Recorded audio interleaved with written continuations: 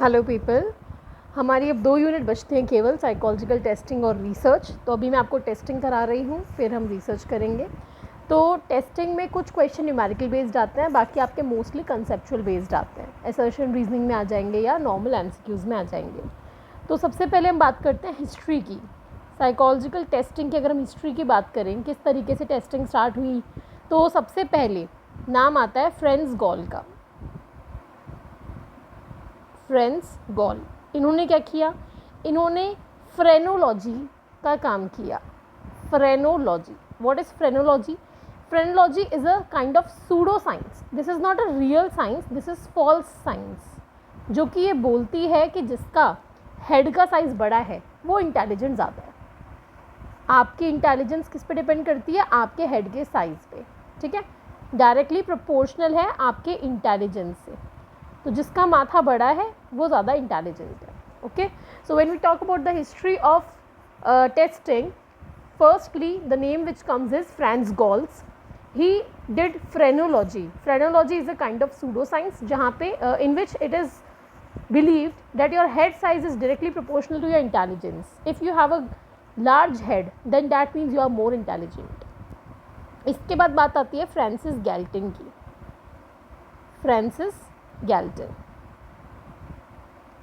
okay, in approximately 1885 he studied anthropometric way. Anthropometric, okay. Now he said that your body size is directly proportional to your intelligence, not just your head, the whole body size. मतलब अगर कोई बहुत ही बड़ा चौड़ा इंसान है तो वो ज़्यादा इंटेलिजेंट होगा। ये एंथ्रोपोमेट्रिक है, जो कि फ्रांसिस गैल्टन का व्यू था। उसके बाद गुस्टाव फेचनर आए, the father of psychophysics. He studied chronometry. Chronometry, okay. Chronometry मतलब रिएक्शन टाइम, कि आप किसी चीज़ में कितने समय में रिएक्शन देते हो।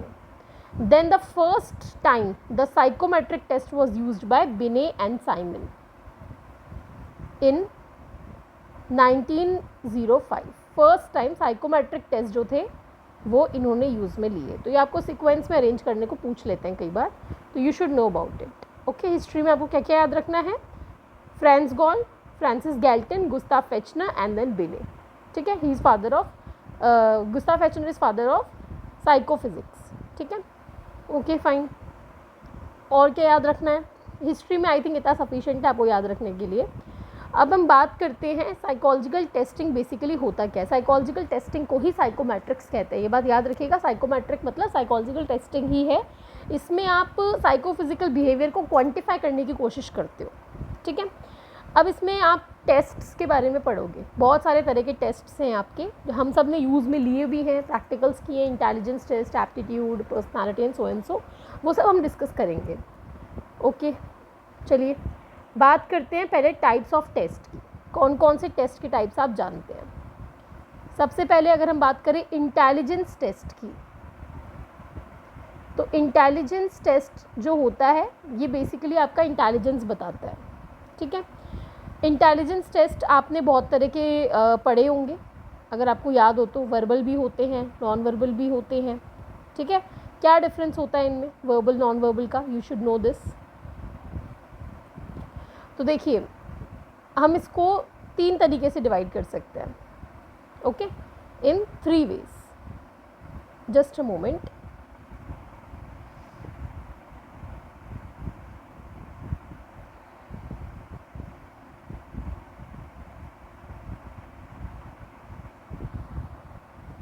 ओके, तो इंटेलिजेंस टेस्ट को हमने 3 तरीके से डिवाइड किया है। They can be verbal,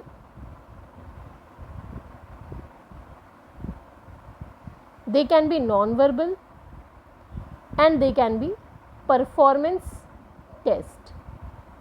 Okay, now verbal test, as the name suggests, they include use of language. मतलब कि आपका जो क्वेश्चन होगा वो किसी भाषा में लिखा होगा। जैसे आपसे पूछे पीएम ऑफ इंडिया कौन है ना, तो वो आपका वर्बल टेस्ट है। इसमें आपको भाषा का ज्ञान होना ज़रूरी है, आपको पढ़ना और लिखना आना चाहिए। यू शुड बी लिटरेट, पढ़े लिखे आप होने चाहिए। अनपढ़ इंसान वर्बल टेस्ट नहीं कर सकता, ठीक है। इसलिए इसको पेपर पेंसिल टेस्ट भी कहते हैं, पेपर एंड पेंसिल टेस्ट। अच्छा, अब एक बात याद रखिएगा, दो टर्म है, culture free and culture bias. Culture bias का मतलब ये होता है जहाँ अलग अलग कल्चर के बीच में अगर आप वो टेस्ट लगाओगे तो उसमें सही जवाब नहीं आ पाएगा। जैसे कि अगर मैं हिंदी में टेस्ट बनाऊँ और वो मैं इंग्लिश वाले लोगों को दे दूँ तो they will not be able to answer it correctly. ठीक है, तो इसीलिए ये वाले जो टेस्ट होते हैं कल्चर बायस्ड होते हैं। जहाँ भी आपके लैंग्वेज आ गई वहाँ पे कल्चर बायस्ड टेस्ट होगा। Okay, so verbal test of intelligence, verbal types of test of intelligence use language. A person should be literate, he should know how to read and write, so that is why these tests are known as paper pencil test, and these are culture biased because a person of a particular culture cannot answer the questions if they are formed as per the another culture। ठीक है, इसके बाद हम बात करते हैं non verbal test की। Non verbal test नाम से समझ में आ रहा है they do not use language, language use नहीं करते, तो इसके लिए आपको पढ़ा लिखा होने की ज़रूरत नहीं है, इलिटरेट आप यहाँ पे हो सकते हो। ठीक है, ये आपके जो है ये कल्चर फेयर टेस्ट है। ऑब्वियसली कल्चर फेयर है क्योंकि भाषा का उपयोग नहीं हो रहा। Now comes performance. अब performance basically means that they will ask you to do something. ठीक है, to do something like solve a puzzle और from a box of different shapes arrange them. Similar shapes को एक जैसे एक जगह रख दो, तो ये भी आपका कल्चर फेयर है। कल्चर फेयर है, इसमें आपसे कोई काम करवाया जाता है। इसका एग्जाम्पल आपका रेवेंस प्रोग्रेसिव मैट्रिसेस है जैसे कि। ठीक है, okay fine. Now after intelligence test we will discuss personality test.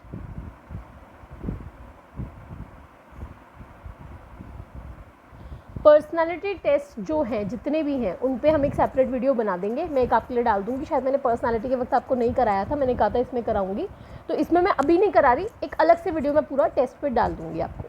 ठीक है, पर्सनालिटी टेस्ट पे इनफैक्ट जितने भी टेस्ट हैं इंटेलिजेंस के, एप्टीट्यूड के, सबके मैं आपके लिए एक सेपरेट वीडियो टेस्ट का ही बना दूंगी क्योंकि वो पूरा रट्टाफिकेशन वाला वीडियो होगा। उसमें आपको रटना है सारा कि कौन से टेस्ट की रिलायबिलिटी वैलिडिटी तो नहीं पूछते खैर, बट कई बार मीन, एसडी, कौन से एज ग्रुप पे एप्लीकेबल है, तो वो चीज़ आपको रटनी पड़ेगी, तो उस पर एक अलग वीडियो बना देंगे। अभी पर्सनालिटी टेस्ट के बारे में ये समझें, दो तरह के होते हैं, projective and non projective. Projective personality test कौन से होते हैं? ये वो होते हैं जहाँ पे आपको एम्बिगुअस स्टिमुलस दिया जाता है, जैसे कि पिक्चर दिखा दी, अब बोल रहे हैं बताओ क्या दिख रहा है आपको, स्टोरी बना दो, है ना, यही होता है टीएटी में, या रॉर्शॉश ब्लॉट टेस्ट। तो ये एम्बिगुअस होता है, ये आपके मोस्टली अनकॉन्शियस को समझने के लिए काम में आता है। यहाँ पे आपकी फ्री चॉइस है, नहीं एक सेकेंड,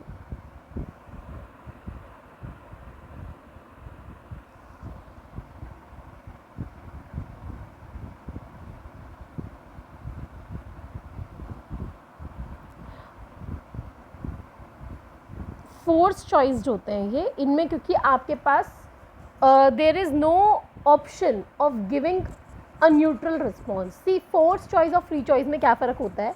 फोर्स चॉइस वो होंगे जहाँ पे आपको agree, disagree, completely agree, completely disagree दिया, न्यूट्रल का ऑप्शन दिया ही नहीं, जहाँ पे बीच का रास्ता नहीं दिया। जैसे कई क्वेश्चन में कैन नॉट से या मिडिल वाला रैंकिंग होता है, न्यूट्रल वाला, वो जहाँ नहीं मिलता वो आपके फोर्स चॉइस होते हैं। ठीक है, तो मोस्टली आपके प्रोजेक्टिव भी फोर्स चॉइस है क्योंकि आपको उसमें अपना जवाब देना ही पड़ेगा, आपको स्टोरी बनानी ही पड़ेगी, आपकी मर्जी से आप न्यूट्रल वहाँ पे जवाब नहीं दे सकते।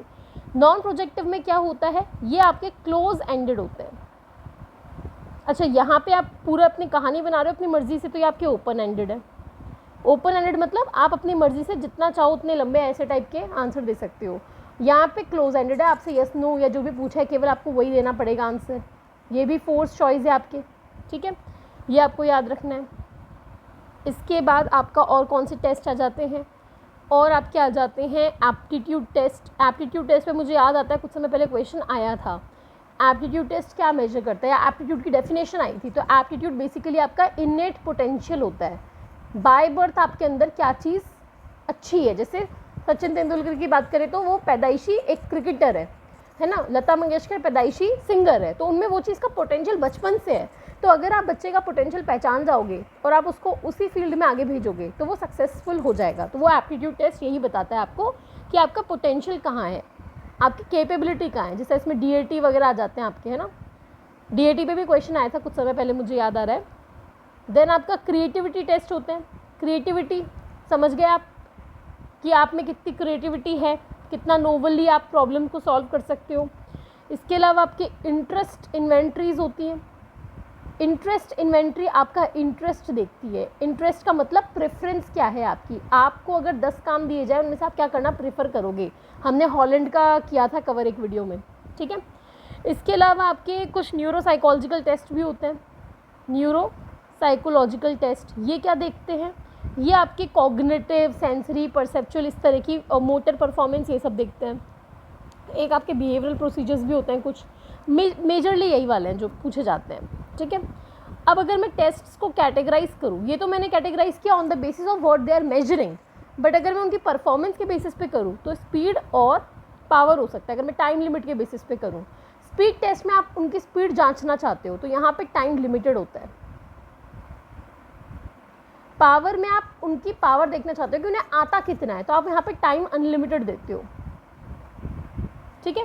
यूजुअली स्पीड टेस्ट में आपकी जो डिफ़िकल्टी होती है वो मॉडरेट रहती है, मॉडरेट डिफ़िकल्टी।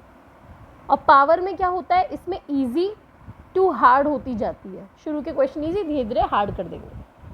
Okay fine. और टेस्ट को कैसे कैटेगराइज कर सकते हैं, 2 तरह के टेस्ट और हम कैटेगराइज कर सकते हैं। एक होता है आपका क्राइटेरिया रेफर्ड, क्राइटेरिया रेफरेंस्ड, और एक होता है नॉर्म रेफरेंस्ड। ओके ये आपको नॉर्म्स जब हम पढ़ेंगे तब भी आएगा, तो अभी समझ लो, तब मैं दोबारा नहीं बताऊंगी। तो देखो नॉर्म रेफरेंस में क्या होता है कि हम कंपेयर करते हैं दूसरों से। जैसे अगर मैं 10 बच्चों का टेस्ट लूँ और उसमें से मैं बोलूँ कि भाई तुम्हारे नंबर कितने आए, तो मैं तुम्हें कंपेयर करूँ दूसरों से कि भाई देखो वो फर्स्ट रैंक करे, उसके 100 नंबर आए, है ना, तो तुम्हारे उसके मुकाबले कितना है। मुझे याद आता है जब मैं 6th स्टैंडर्ड में थी उस समय जो मेरी मार्कशीट थी, 6th क्लास के बच्चों में देखो कैसी मार्कशीट ये लोग बना के देते थे।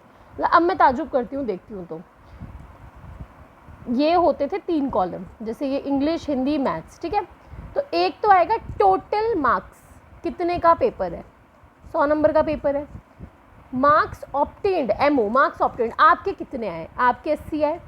हाईएस्ट मार्क्स ऑब्टेन्ड, जिस बच्चे के हाईएस्ट है उसके कितने हैं, उसके 99 है। तो आप खुद को उससे कंपेयर करो। 6th क्लास के बच्चे में आप कंपैरिजन करा रहे हो, आप क्या सिखा रहे हो। तो ये चीज़ थी नॉर्म रेफरेंस, इसमें आपको दिखाया जा रहा है, कंपेयर करवाया जा रहा है आपको दूसरे से। Here a score of a person is compared with another person, आप दूसरे इंसान के स्कोर से इसको कंपेयर कर रहे हो।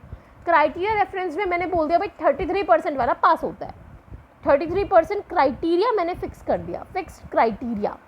अब आप उससे ज़्यादा लाओ, भले ही 34 ही ले आओ पर आप पास हो, या 100 ले आओ तब भी आप पास हो। तो क्राइटेरिया रेफरेंस में हम एक कट ऑफ कर देते हैं भाई इसके ऊपर वाला पास होगा, ठीक है। और नॉर्म रेफरेंस में हम सबको आपस में कंपेयर करते हैं, ये बात आपको याद रखनी है। आई होप समझ में आया होगा, ठीक है। अब इसके बाद आपके जो टेस्ट है मैंने कहा उस पर तो मैं आपको सेपरेट वीडियो बनाऊंगी ही। अच्छा एक और चीज़ आपको याद रखनी है, आई थिंक पूछी तो नहीं है पर क्या पता आगे पूछ ले कभी, या कभी पूछी भी हो तो मुझे याद ना हो। जैसे हमारा कोई MCQ आता है, अपने MCQs ही आते हैं NTA के एग्ज़ाम्स में, ठीक है। तो उसमें जैसे लिखा है ये फर्स्ट आइटम है आपका। अच्छा आइटम मतलब पूरा क्वेश्चन विद ऑप्शन। तो यहाँ क्वेश्चन लिखा है who is PM of India, 4 option दे दिए ABCD। ऑब्वियसली सही जवाब तो एक ही होगा, मिस्टर नरेंद्र मोदी। बाकी ऑप्शन जो है ABCDEF, ठीक है, ये रॉन्ग है। तो ये जो क्वेश्चन लिखा हुआ है, ज़रूरी नहीं है क्वेश्चन फॉर्म में, कई बार स्टेटमेंट भी होता है ना कि आई लाइक टू ईट, और फिर 4 ऑप्शन दे दिया, एप्पल, बनाना, मैंगो, वाटरमेलन। तो जो भी आपका यहाँ ऊपर लिखा हुआ है जिसका आप जवाब दोगे उसे हम कहते हैं स्टेम। जो 4 ऑप्शन है उसमें से जो सही जवाब है उस सही जवाब को हम क्या बोलेंगे, ऑब्वियसली करेक्ट आंसर बोलेंगे। और जो बाकी तीनों उन्हें क्या बोलेंगे, उन्हें हम बोलेंगे डिस्ट्रैक्टर। ये हमें भ्रमित करने के लिए रखे गए हैं, डिस्ट्रैक्टर्स। जो रॉन्ग आंसर्स हैं उन्हें डिस्ट्रैक्टर बोलेंगे, और इस पूरे को हम बोलेंगे आइटम, आइटम, ठीक है। कभी हो सकता है पूछ ले तो इसलिए बता देते हैं आपको। अच्छा एक और चीज़, आप लोग कई बार कंफ्यूज होते हो कि डाइकोटोमस आइटम क्या होता है और मोनोटोमस आइटम क्या होता है, पॉलीटोमस, सॉरी, डाइकोटोमस जो ये आइटम होते हैं दो तरह के होते हैं, डाइकोटोमस और पॉलीटोमस। डाइकोटोमस वो होते हैं जहाँ पे केवल दो ही आंसर पॉसिबल है, ट्रू और फॉल्स, है ना, करेक्ट या रॉन्ग, या तो आपका जवाब सही होगा या गलत होगा, है ना, दो ही तरह की चीज़ें पॉसिबल है। मैंने जैसे ये क्वेश्चन दिया, यहाँ पे एक ही आंसर सही है, नरेंद्र मोदी, बाकी गलत है, तो अगर आप ये करते हो तो राइट, इनमें से कोई सा भी कर लो तो रॉन्ग, ठीक है। तो ये डाइकोटोमस आइटम है, येस और नो वाले जो क्वेश्चंस होते हैं, ठीक है, जहाँ पे only one answer is correct. तो आपके जो भी एमसीक्यूज होते हैं जिनमें एक ही आंसर सही हो वो आपका डाइकोटोमस है। लेकिन गेट का एग्जाम अगर आपने दिया हो तो वहाँ मल्टीपल सेलेक्ट क्वेश्चंस आते हैं जिसमें ए बी भी सही है, ए बी सी भी सही है, इस टाइप के क्वेश्चन जो आते हैं जहाँ पे मल्टीपल आंसर सही हो सकते हैं। जैसे कि सपोज करो मैं बोलूँ कि पुराने मैं पूछ लूँ पीएम कौन रहे, पहले इंडिया में पीएम कौन रहे, और चार ऑप्शन दूँ उनमें से तीन एक्चुअल में रहे हो और एक नहीं रहा हो, तो यहाँ पे more than one answer correct है। तो ये आपके मल्टीपल सेलेक्ट जो क्वेश्चन है वो वाले आपके पॉलीटोमस में आ जाते हैं। यहाँ पे more than one answer correct होता है, ये बात आप याद रखना। हमें पॉलीटोमस काम नहीं आता, हमें डाइकोटोमस बहुत काम में आएगा। ये वर्ड मैं बार बार यूज़ में लूँगी तो आप अभी समझ जाओ, डाइकोटोमस का मतलब ये नहीं है कि दो ऑप्शन है, यस नो, ऑप्शन ज़्यादा हो सकते हैं लेकिन आंसर सही केवल एक है और बाकी सारे गलत है। मल्टीपल आंसर सही एक साथ नहीं हो सकते, ये बात आपको याद रखनी है। Okay fine. इसके अलावा आपके लेवल ऑफ मेजरमेंट भी पूछे जाते हैं, नॉमिनल ऑर्डिनल वाले, तो मैं वो भी आपको भी समझा देती हूँ। हम बात कर रहे हैं लेवल्स ऑफ मेजरमेंट की। दिया किसने? Stanley Stevens. बहुत सिंपल एग्जाम्पल से समझेंगे, ठीक है। ओके, सपोज करो मैं आपसे बोलती हूँ कि भाई जाओ और डेटा कलेक्ट करके लाओ, मेल और फीमेल दोनों का कलेक्ट करके लाओ। आप गए, बॉयज़ गर्ल्स का दोनों का कलेक्ट करके आप ले आए 100 डेटा। अब मैं बार बार कहाँ पे एंट्री मेल मेल मेल करूँगी, एक्सेल शीट में फीमेल फीमेल फीमेल करूँगी, तो मैंने मेरी मर्ज़ी से नंबर दे दिया। भाई एक काम करो, मेल है तो 0 दे दो, फीमेल है तो 1 दे दो। ये कोडिंग कर दी हमने, मेल के लिए 0, फीमेल के लिए 1, है ना। या फिर आपने ये किया कि भाई जो इंडियन है, इंडियन और फॉरेनर्स में हम कंपैरिजन कर रहे हैं, तो इंडियन को तुम 0 दे दो, फॉरेनर्स को तुम 1 दे दो। यहाँ पे 0 और 1 का कोई मतलब है क्या? 0 का मतलब ये थोड़ी वो है ही नहीं, और 1 का मतलब हाँ वो है, या कोई रैंक थोड़ी ना है ये कि भाई फर्स्ट रैंक है सेकंड रैंक है, ऐसा यहाँ कुछ नहीं है। यहाँ पे हमने जो नंबर दिया है 0 और 1 वो केवल कोडिंग करने के लिए दिया है, ताकि हमारी एक्सेल शीट में बार बार लंबा लंबा टाइप ना करना पड़े। ये होता है आपका नॉमिनल डेटा। नॉमिनल डेटा में नॉर्मल आपका एक क्वालिटेटिव वर्ड है, male female, Indian non Indian. हम केवल उसको for the sake of convenience हम उसको एक नंबर दे देते हैं, 0 या 1, है ना, या 1 2 जो भी आप देते हो। वो क्या है? वो केवल कोडिंग है, वो केवल एक नेम को हमने नंबर दे दिया, वरना उसका रैंक वगैरह कुछ नहीं है, उसका कोई मतलब नहीं है। This means nothing, this 0 and 1 signifies nothing. ये होता है हमारा नॉमिनल डेटा। तो हमने नॉमिनल में क्या किया? जो नंबर दिया it has no value, number की कोई वैल्यू नहीं है, कोई रैंक नहीं है, फॉर कोडिंग ओनली, केवल कोडिंग करने के लिए हमने दिया, ठीक है। जैसे रूरल अर्बन, रूरल को 0 और 1 को 1, तो उसका कोई मतलब नहीं है, ठीक है। अब सपोज करो मैंने आपको बोला कि एप्पल, मैंगो, बनाना, ये 3 फ्रूट्स हैं, इनको रैंक दो, आपको सबसे ज़्यादा क्या पसंद है? आपने बोला मैंगो, उसके बाद बनाना, सबसे कम मुझे एप्पल पसंद है, तो 1 2 3। अब यहाँ पे 1 2 3 का कोई मतलब है? क्लास में आप बच्चों को रैंक देते हो 1 2 3, उसका कोई मतलब होता है ना? This means that you are giving a rank. यहाँ पे आपने अपनी प्रेफरेंस की रैंक दी, तो ये होता है आपका ऑर्डिनल डेटा। यहाँ पे नंबर का मतलब होता है रैंक, आपने रैंक दी, ठीक है। 1 2 और 3 आपने एक रैंक दी। पर एक बात बताओ, ये तो चलो मेरे को नंबर इन्होंने दे दिया, मुझे देना पड़ा मजबूरी में। मुझे मैंगो तो पसंद है 100%, बनाना मुझे पसंद है सपोज करो 90%, एप्पल तो मुझे 10%, या मैं बोलूँ 0% मुझे पसंद ही नहीं है, पर क्योंकि मुझे रैंक देनी थी इसलिए मुझे देनी पड़ी। यानी कि जितना मुझे मैंगो और बनाना में डिफरेंस देखने को मिल रहा है 10% का, यहाँ पे उतना नहीं देखने को मिल रहा है। यहाँ पे तो देखो 90 के बाद सीधा 10%, 80% का गैप देखने को मिल गया। तो मतलब कि मेरी जो प्रेफरेंस है वो मैंने बता तो दी, रैंक तो दे दिया, पर इन रैंक्स के बीच में इक्वल गैप नहीं है। जैसे क्लास में बच्चे आते हैं फर्स्ट सेकेंड और थर्ड, फर्स्ट रैंकर की 99.99 आ गई %, आजकल तो यही हो रहा है, 100% भी ला रहे हैं बच्चे। सेकंड रैंकर की सपोज करो 98 आ गई, थर्ड रैंकर कोई बेचारा ऐसे ही था 10 जनों में ही बना दिया तो वो 75 लेके आया। तो यहाँ पे इन दोनों का गैप और इन दोनों का गैप इक्वल नहीं है। ऑर्डिनल डेटा में आप केवल रैंक देते हो लेकिन उनके बीच में इक्वल गैप नहीं होता, ठीक है। ऑर्डिनल में केवल रैंक है बट इक्वल गैप नहीं है। जितना आप फर्स्ट सेकंड को पसंद करते हो ज़रूरी नहीं उतना ही आप सेकंड और थर्ड में गैप रखो, ठीक है। हीरोज़ को अरेंज कर लो कि भाई आपको फर्स्ट कौन पसंद है, सेकंड कौन है, थर्ड कौन है, तो वो अपन एक परसेंटेज भी बता देते हैं कि भाई मुझे वो इतना ज़्यादा पसंद है, वो इतना कम पसंद है, ठीक है। That is unequal. अब अगर इक्वल हो जाए तो सपोज करो इक्वल हो जाए तो इक्वल गैप हो तो मेरे पास 100 बच्चे हैं, 100 बच्चों के नंबर हैं, अब मैं किस किस की परसेंटेज याद रखूँगी ऐसे डेसिमल्स में? तो हम क्लास इंटरवल बना देते हैं ना कि भाई जो 0 से 10 नंबर लाए हैं, जो 10 से 20 लाए हैं, 20 से 30 लाए हैं, यहाँ पे आपने एक रैंक भी दे दी, नंबर भी दिया, रैंक भी दी और साथ में देखो गैप भी 10-10 का इक्वल चल रहा है। ये होता है इंटरवल डेटा। इंटरवल डेटा में हर नया अगला स्टेप पुराने वाले की सारी फीचर्स को लेकर के चल रहा है। नॉमिनल में केवल नंबर था, ऑर्डिनल में नंबर भी था और रैंक भी थी, इसमें नंबर भी है, रैंक भी है और साथ में इक्वल गैप भी है। इक्वल गैप भी ये मेंटेन करता है। अगर मैं बोलूँ 0 to 9 और फिर मैं बोलूँ 9 to 20 तो यहाँ पे इक्वल गैप नहीं है, तो ये इंटरवल डेटा नहीं कहलाएगा, ठीक है। ये 9 to 18 ही होना चाहिए, फिर ये 18 to आपका 18 + 9 26 ही होना चाहिए, तभी ये आपका इंटरवल कहलाएगा। इक्वल गैप, बराबर गैप चलना चाहिए, तभी ये इंटरवल डेटा कहलाएगा, ठीक है। लास्ट आपका आता है रेशियो। रेशियो में क्या होता है? अच्छा एक और चीज़, अब इसको समझाने से पहले मैं बताती हूँ। अगर मैं बोलूँ कि किसी बच्चे का ये IQ स्कोर्स है सपोज करो, तो अगर मैं बोलूँ किसी का IQ 0 आया तो क्या ये पॉसिबल है? IQ किसी का 0 हो सकता है क्या? नहीं हो सकता। IQ कैसे 0 होगा? 0 IQ किसी का नहीं हो सकता, है ना। अगर किसी का IQ 0 है तो वो बंदा टेस्ट ही कैसे देता? Not possible. अगर मैं बोलूँ पर्सनैलिटी, किसी की 0 नहीं आ सकती, है ना। ये कुछ चीज़ें ऐसी हैं जो कभी 0 नहीं आ सकती। तो यानी कि इंटरवल में ट्रू 0 नहीं होता। अगर आपने किसी चीज़ को 0 नंबर दे भी दिया तो उसका कोई मतलब नहीं है कि वो है ही नहीं, ऐसा नहीं होता। ये एक आर्बिट्ररी 0 है, ट्रू 0 नहीं है। जबकि रेशियो में क्या होता है? ट्रू 0 होगा। जैसे कि मैंने बोला कि ट्रेन जो है उसकी स्पीड 0 किलोमीटर पर आवर है, इसका मतलब ट्रेन चली नहीं रही, रुकी हुई है, तो ये रेशियो में आएगा, है ना। ट्रू 0 है, इस 0 का मतलब है। अगर मैंने बोला किसी का हाइट 0 है, इसका मतलब कोई हाइट ही नहीं है।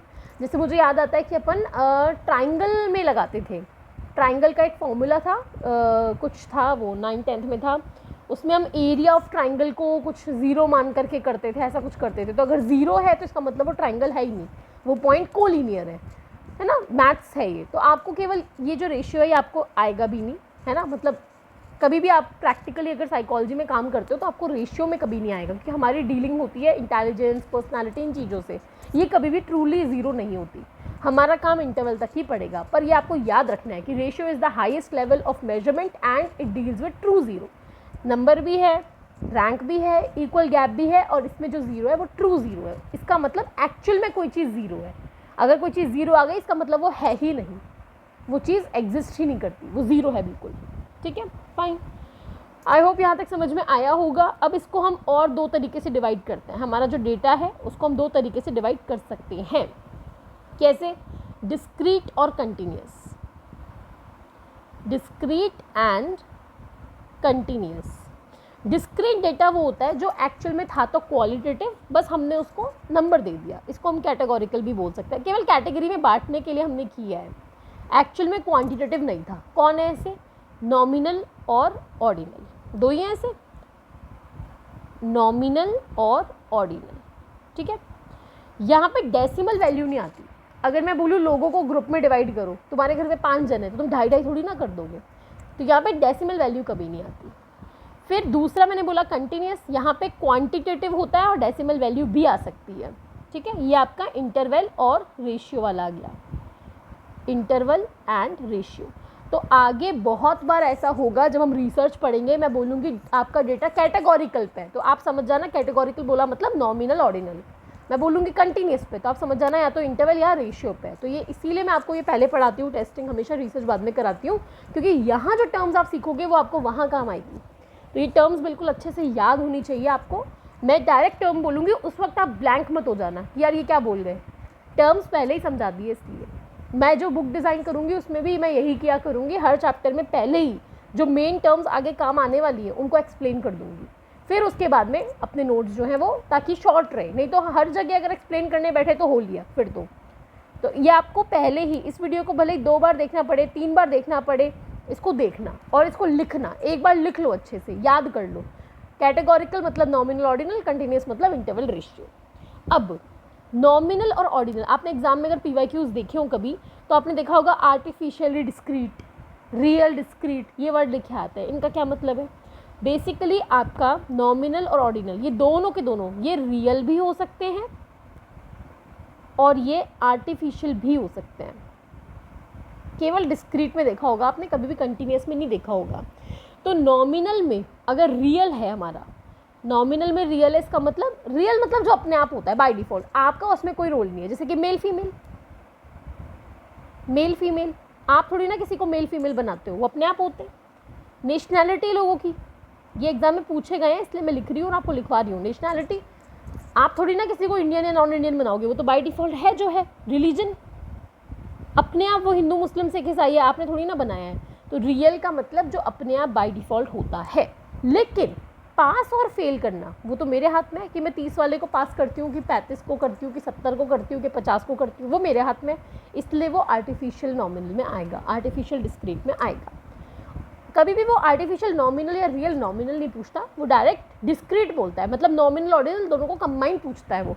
लेकिन मैं आपको दोनों को क्लासीफाई करके करवा रही हूँ, ठीक है? आप दोनों उस तरीके से याद रखना।